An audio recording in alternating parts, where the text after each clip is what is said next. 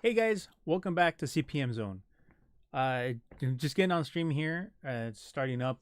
Was kind of in a bit of a hurry in getting everything set up. I had to take my dog for a walk. That kind of took a little longer than I expected. But anyways, let's see what we got. Oh, that's right. For today, we've got pretty much 5 different things that you should really be considering, or making sure you ask, or when if you look into a job to take in a management position, you might want to look out for these things. Well, not really look out for them, but this is kind of like what will help you determine that it's really the job that you're really seeking out, that you will really enjoy doing. Now, there's 5 different things, and I've seen it called a couple different things, including like job design. If you're already in management and you're looking to pretty much post a job or trying to find the right person, these are the different things that you want to put out there. That when you do your job description and requirements, things like that, you want to make sure you put these out there so that people really know what kind of like what it entails to take on this management position. But if you're looking for a management position, not just in project management, but in all management, oh shit, there goes my microphone again. Then these are 5 different things that you probably want it so that when you go into this job or this career, whether it be in construction, whether it be in manufacturing, different places, this doesn't just apply to construction project management; it applies to all project management. So these 5 things, like I said, are really what you want to look out for. That will really give meaning to your job. It's not just that you go in and it's a job. You go in, punch in, you punch out, whether you have lunch or whatever, and you're just pretty much babysitting a bunch of people. I really don't like doing that as far as management. Now, don't get me wrong. There are some people that is what they want to do. They just kind of, and it comes also down to leadership, the different types of leadership skills, because you'll have a more engaging manager, like usually a construction project manager should be, and you'll have a less engaging manager who is actually does everything by the book. They do everything exactly the way the company wants it, and they don't stray from that. Usually, they don't stray from those types of things. So, like I said, these 5 things will really help you in finding the project, or not the project, but in finding the job or even the career that really makes sense and fits you. So, and this is actually, I didn't know about this until after I started or making my way to becoming a project manager in the construction industry. But after I learned this, everything just clicked and it made sense, and I knew this was exactly what I wanted to do for the rest of my life. Especially on the commercial side, where we got to work on a lot of medical institution stuff, because I knew that my work was in the long run, was going to help people get better. It housed technology, it housed medical devices, and the doctors and the nurses and everyone that is involved in helping people get better. So let's go and start. I actually have it pulled up on my other computer here to my left, so you're going to see me going back and forth here. Okay, so the first one, what you really want to look out for, is skill variety. Now, like I said, those that are just into really babysitting people, and get paid more than actually doing the job that those people are doing, this isn't going to be a factor for them. But for me, it had to. I mean, this is part of what really, made me like my job. Skill variety. So that means that you're going to have the opportunity to show off or exhibit multiple different skills, not just one. So as you know, especially in project management and in the construction industry, you kind of have to be a multifaceted type of person, where you can manage people, you can use the technology, you might even be very handy and be able to do some of the things, or have the technical skills that some of the employees have.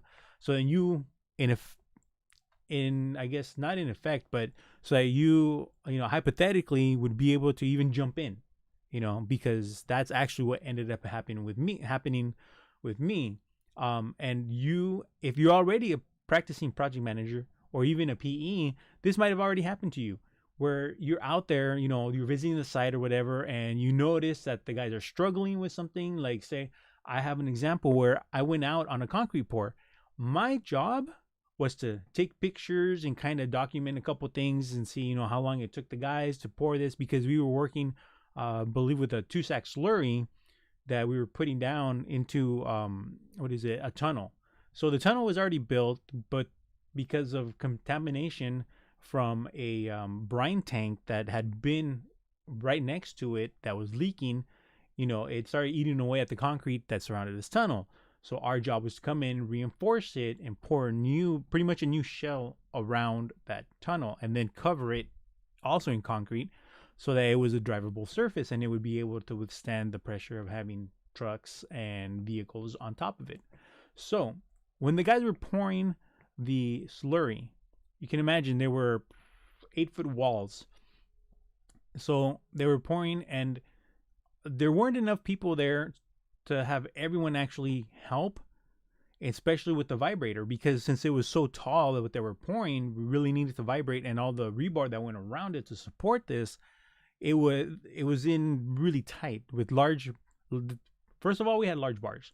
Second of all, they were tied very close together. So we needed to make sure that we vibrated around it and to make sure we got the concrete in and filled all the small pockets that might have occurred. So I actually ended up, because it was myself, it was about midway. So I was probably just starting to be an assistant PM. Oh, no, I was still a PE. Yeah. Sorry. I was still a PE. And so I actually ended up handing the camera and my clipboard over to my boss, the senior project manager. And I went over, and unfortunately, there weren't any more concrete gloves and there weren't any more concrete boots for me to put on so that I could help. But I helped anyways.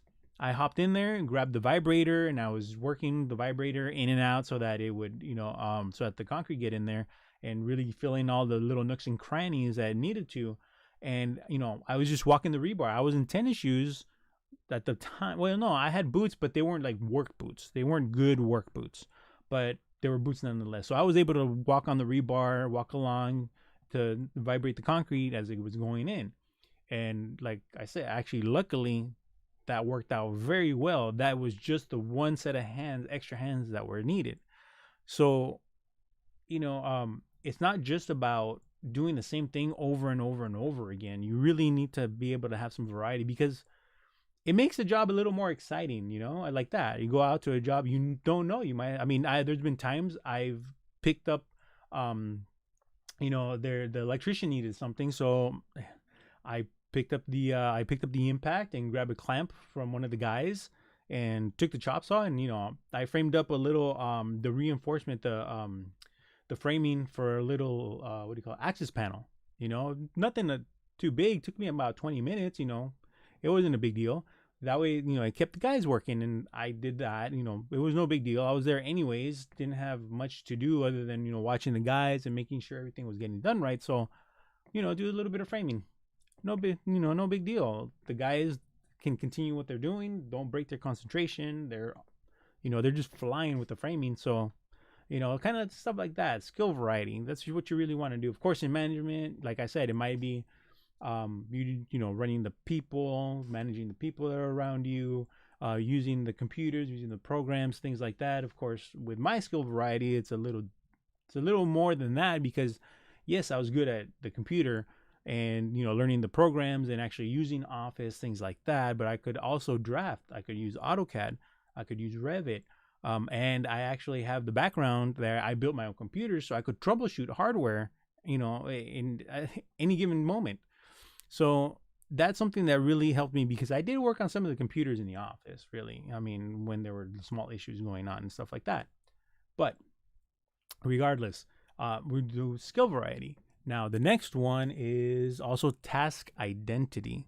And that one is where if the job requires you to really finish a task, or in this case, for us project managers, you need to finish a project all the way to completion, not just leave it halfway and then someone else picks up. Of course, we know there's people sometimes get sick, they get let go, they quit, whatever, and then but for all intents and purposes, task identity is that you need to complete your task. You need to complete your project before moving on to, completing another one and another one. Of course, also in project management, especially in construction, we all know that you usually have multiple projects going on.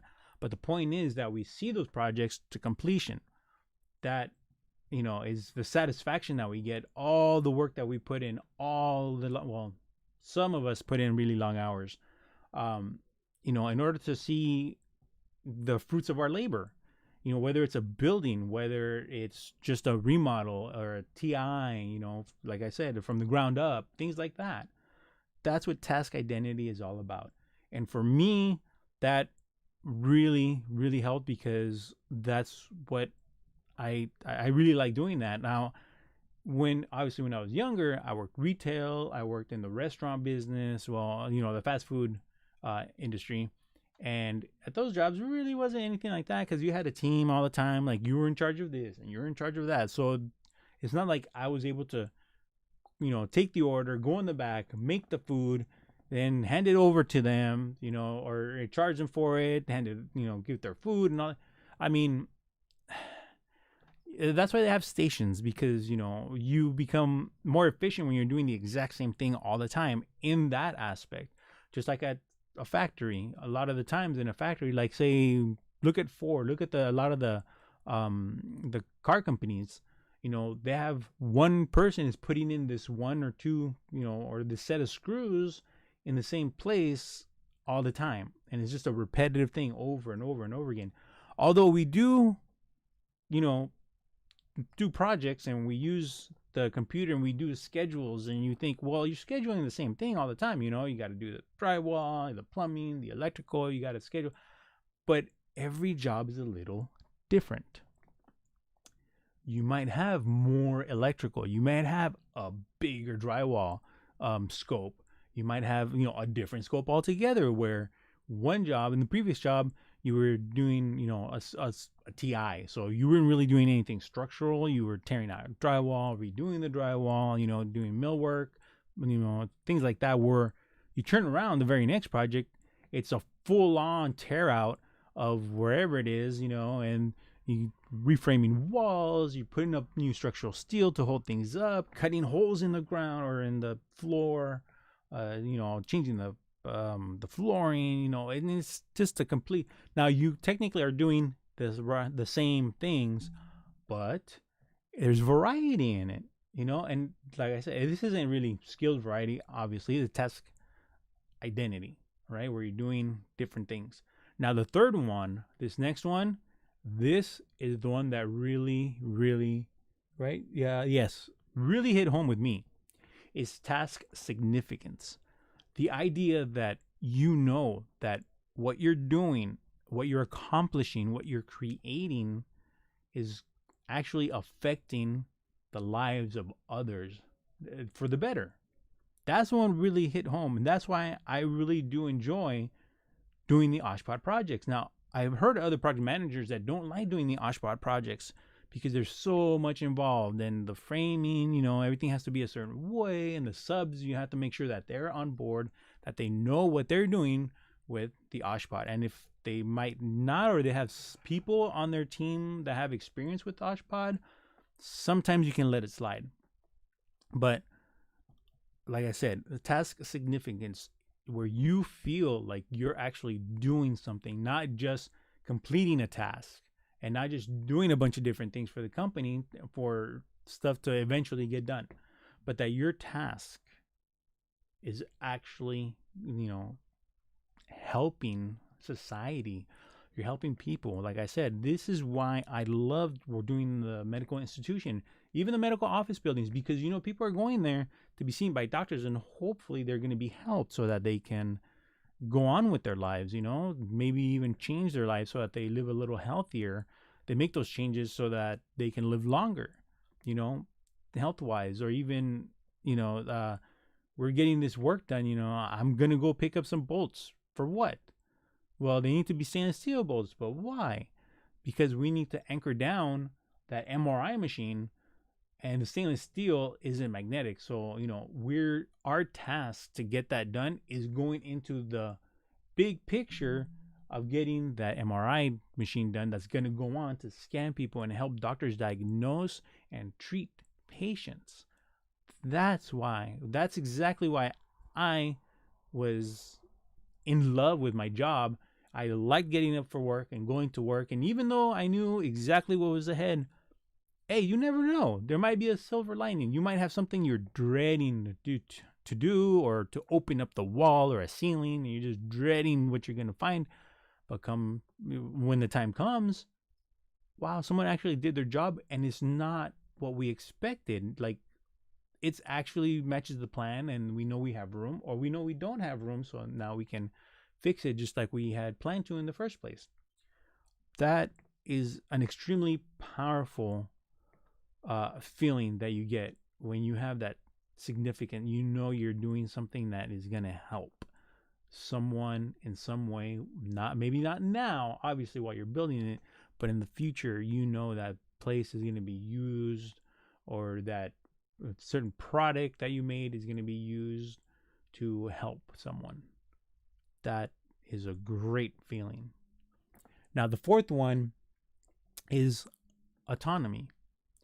Now, a lot of people think, well, this is what managers, as a manager, not just a project manager, this is what a manager should be able to do, right? Autonomy. They should be able to make decisions on their own and not be looked over, or not have someone look over the shoulder and judge every single decision that they've made, or, judge everything that they say, things like that. If you have a set of rules that are put out there by your employer from the get-go, and they kind of just let you, saying, all right, here you go. Here's everything you need. Go work and, pretty much go work and make us money. So the thing with autonomy is you need to make sure that you are making the best decisions for your organization. But at the same time, you need to consider everyone else, from the subcontractor to the client to the, or even the owner, or the construction manager, if there's someone there that, is overseeing the entire project that isn't the owner. You need to make sure that you are making sound business decisions that are fair and are going to be effective. That is what's going to grant you that autonomy, where your organization is going to trust you to make the right call. They're not going to be completely, every week if you have a weekly meeting, they're not going to come down on you and say, okay, what was done today? What decisions were made? And what are the effects? How is this affecting the organization? Are we getting our job done? They won't question you so much, but that's where it's a kind of as usual. It's like a, what do you call it? A giving, or yeah, right? Give and get. I can't remember exactly how you say that, or that saying. But, pretty much is a push-pull relationship, right? Where you have to give a little and they give a little, so that there's a balance there. But the whole point of the balance is for them to they kind of just release the reins so that you can get the job done. You show them that you know what you're doing, that you're making them money. All right. So autonomy is also another big factor, because I don't really know many people that like to have their boss over their shoulder all the time, questioning their decisions and things like that.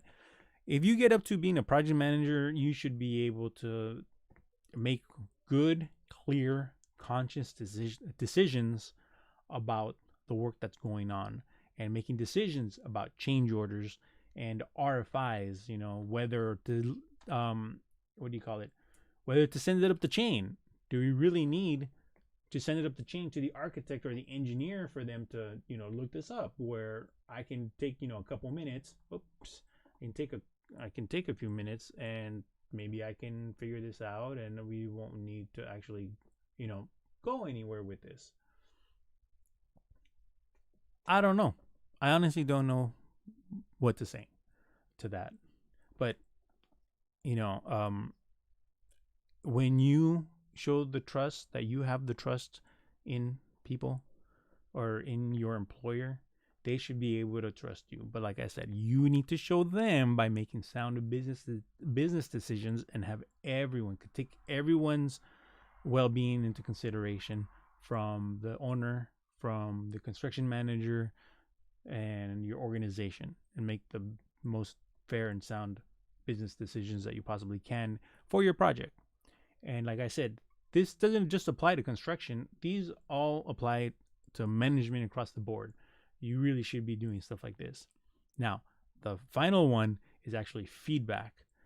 You want to be able that you want to make sure that the job that you're going into, that there's going to be, whether it's like a 6-month review, a yearly review, but not only that, I think, and this is part of the construction process and a lot of the project management process also, not just, regular management, but in project management, you have that feedback loop where, and also at the end of a project where if the best practices are in place, you're gonna come to the end of the project, or in regular like manufacturing, you're gonna come to the end of the design and you start making prototypes and you look at what went wrong or places you can improve, and you have another iteration. That's in manufacturing. You fix what you see is wrong, you make it again and evaluate it again and again, and it's just a repeating process for you to learn more and fix things so that you can actually use that in future projects.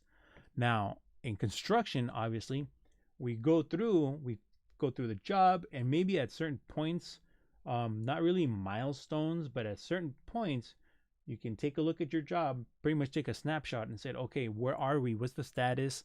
And have we done anything wrong? Is there anything we can improve on moving forward to finish this job out on time and things like that? So that feedback is really going to be there for your benefit. But even better is for you to have that feedback pretty much all the time, where it's not that your boss is over you all the time, but for you to have that feedback loop of, we were out in the field and this is what we did, but that didn't quite work out, or there's a more efficient way to do it. You know what? I was watching the guys and I think we can do it better this way. So you can talk to your boss and they give you hopefully constructive feedback so that you can, okay, I need to, I need to make phone calls more often. I need to talk to subcontractors 2 weeks prior to us, 2 weeks prior to having them here, to needing them, so that, we can move forward with our project. Those types of things, where you have a boss or even other coworkers, you should be able to go up and say, okay, hey guys, check this out. So here's the scenario and here's what I'm thinking of doing. What do you guys think? That is feedback that you can use right there on the spot and adjust to your project, and that way you can fix it right then and there before you continue going on. Okay, so it doesn't really have to be your boss or the person overseeing your work. You can have other people, and that's one of the great things about, when you're looking at a company, that if you can talk to people in the company, if you are looking at a certain company, you might even want to call the company, ask to speak to someone like in the project management department, or if you know a specific one. I encourage you to see if they have a website and pick a project manager that they have on there, and you can always, give them a call, give the company a call, ask for them, and just introduce yourself and all that, blah, blah, blah, and ask them a few questions, pick their brain, see if they have the time first, that if they would like to answer a couple questions. And I would say keep it short, like 2 to 5 minutes if possible. That way you can, it's just long enough to really engage them, to kind of pull them away from whatever they were doing. If, like I say, if they agree, if they have the time. But it's not so long that they're on there 10, 15 minutes going, oh my gosh, I really need to get back to work. Because a 2 to 5 minutes, conversation is actually probably pretty normal for them. Longer ones are too, depending on what's going on their projects. But yeah, that's really what you want to look for when you're talking about feedback. You could always ask, if you're being interviewed, a lot of times they say, do you have any questions for us? That could be one of the questions. What do you guys do as far as feedback? Do we get to the end of the project and then we evaluate everything and we get feedback on our performance? Or is it, during certain steps, during certain stages, certain calendar times, that we will come back and look at, the performance in that allotted amount of time and see where we can, fix things as we go to become more efficient and more effective in our project or our processes. Actually, it's one of those things that feedback loop really helps also, because then you can readjust yourself. And again, by doing that, you show your organization, your company, that you're willing to work. You're willing to put in the work to change and to make everything better. And especially if you really hit home with those other 4 things, right? The other 4 aspects that we're looking at. Remember what we're talking about? Task identity, task or skill variety, task identity. Third one was task significance, autonomy, and finally feedback. If you can get those 5 from an employer, I'm sure you're going to feel very good about staying there. And that's one of the big things that's going on right now. There's some companies have a really high turnover rate, and it's just impossible to really stay in one place. But if you're good at what you do and they like you and you like them, I mean, you can have trade-offs going on, then hey, that might just be where you end up for the rest of your life. That's where your career has brought you to. And that would be great, because I just fucking hate looking for a new job. But anyways, that's what, the 5 things that you should really look at, and do your research. If you're looking at someone, or if you're looking at an organization to go to that you might have heard good things about, or you see that they have a job opening, check them out. Especially here in construction, go on the Contractor State License Board, which is the cslb.ca.gov. And after I'm done here, I'll go ahead and I'll edit my description and I'll put that in there, so you guys could, if you need to, you can look up project or the contractors if you're going to be doing something like that. All right, so there's that. And then with the website, you can usually search public records for them. Google the name and make sure you find the right one, because there are some companies named the same thing but in different states. So make sure you double check the address that of the company that you're looking at. Okay, that's pretty important to make sure you got the right one. And a lot of them have their personnel listed, like management, senior management, things like that. So like I said, you can go in there and take a look, and then you'd be able to find someone to actually talk to. When the secretary or the receptionist picks up the phone, and you can ask for a certain person and let them know what exactly you're going to be there for, right? So let me take a quick little shorty break here, and then I'll probably like a minute or 2, and then we'll get more towards the end. We'll discuss what is going to go on also for my next stream on Wednesday. All right, so hang on a second, guys. I'll be right.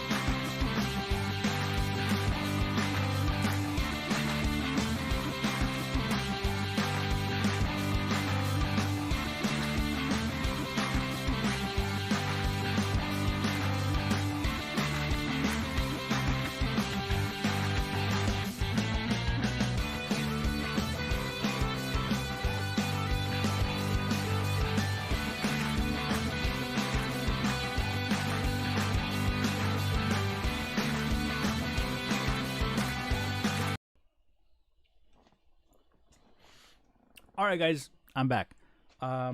Okay, so we finished up talking about the 5 different things that you should really be looking for to really land a, a management job that you will be very happy with. Um, so take that into consideration.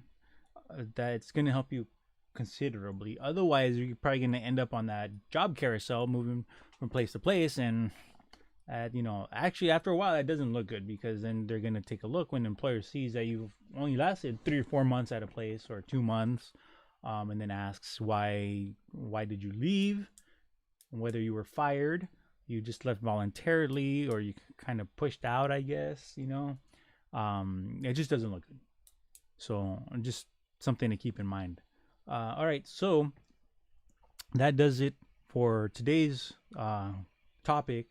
I think for next time we're going to talk about site visits, and actually, to be more specific, it's going to be pre-construction site visits, which is usually pre-bid site visits. Actually, we can talk about both, because sometimes you're not there. The estimator will go out. So I think what we're actually going to do would be, well, sometimes the project manager can be the estimator depending on the size of the project and blah. So anyways, okay, what we're going to do is going to do pre-bid. Let me make a note so I remember, because otherwise. Okay, so we're going to do pre-bid site visits. All right, guys.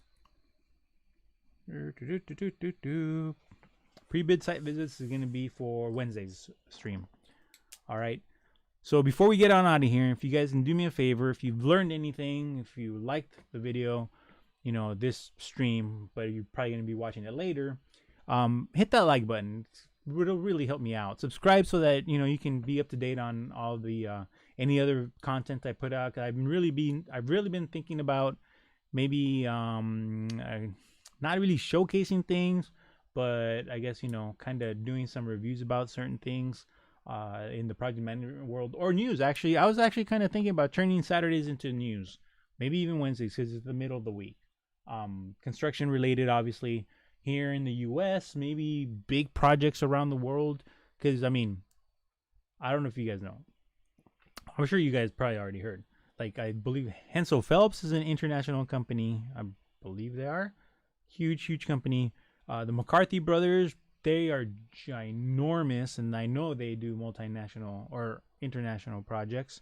I forgot the third one. There was another one that also does big. I can't remember. I know Swinnerton Builders is pretty big, at least here in Orange County, maybe in the state. I can't remember, but they're pretty big also. And I've seen some job postings here and there from all those companies. When the market just freaking breaks open, man, they scramble to find, all kinds of managerial positions, from project managers to even estimators and things like that. And it gets crazy sometimes. But if you guys are looking for projects, or not for project, but if you guys are looking to change employers, you guys might want to check out. It's not great, and by the way, full disclaimer, they're not a sponsor or anything like that. But I've been on Indeed, Indeed.com, and they have the little stars where they have the employers rated. But of course, as with all rating systems on the internet, you might want to take it with a grain of salt, because of course any disgruntled employee, whether their fault or not, can easily give them like a 1 star, and that'll really bring their thing down, when in actuality they're a very large, like, great company to actually work with, and has benefits and all kinds of little perks, and give you some time off here and there that isn't part of your paid time off, so that you still have that to grab from when you are sick or anything else like that. You need to take vacation, but if an emergency comes up, some of them really do care and actually give you, that what do you call it? That benefit. I know when I was with the smaller company, when I first started, they were great. They were just great. I did get hurt, not by anything they did. I did hurt myself one time, and I was out for about 2 weeks. So they went ahead. Technically, we didn't have a system where I accumulated sick pay or paid time off, but because of all the work that I had done there, driving the truck, getting materials to the guys, servicing our computers in the office and things like that. They stepped up. They stepped up and they gave me those 2 weeks. I mean, like I said, I was off, but they paid me those 2 weeks so that I could get better and I can still take care of my family without having to endure hardship, other than the pain that I had been in. But after the 2 weeks, I was good to go. So that really helped. So just different things to consider: insurance, probationary period, things like that, to the organizations, because some of the bigger ones do offer more benefits because they can. It's not going to be as much of a financial hardship for them as the little guy, as they say. So anyways, yeah, so next time we'll talk about pre-bid site visits, things for you to look out for. All right. Other than that, I am done. And I'll end up seeing you guys on Wednesday. And if anybody has any comments or anything, you guys want to get a hold of me, you see right there on right underneath me, there is the Twitter handle. You can reach me there. Obviously it'll just go there anytime, and also with the email tcpmzone@gmail.com.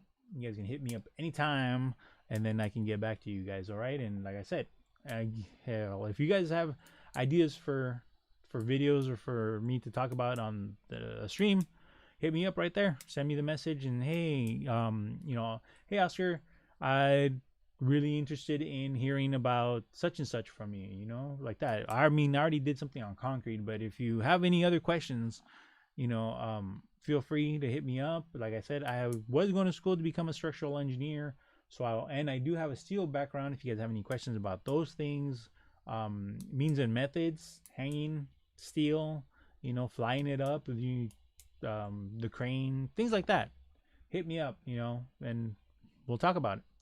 All right. So until the next time, you guys make sure you guys are out there wearing your masks and wearing all the PPE that you need to be wearing out there: hard hats, safety glasses, ear protection, long, actually jean material or pants, some type of pants, wearing your work boots and your safety vest, all the usual PPE that you should be wearing whenever you go onto a job site.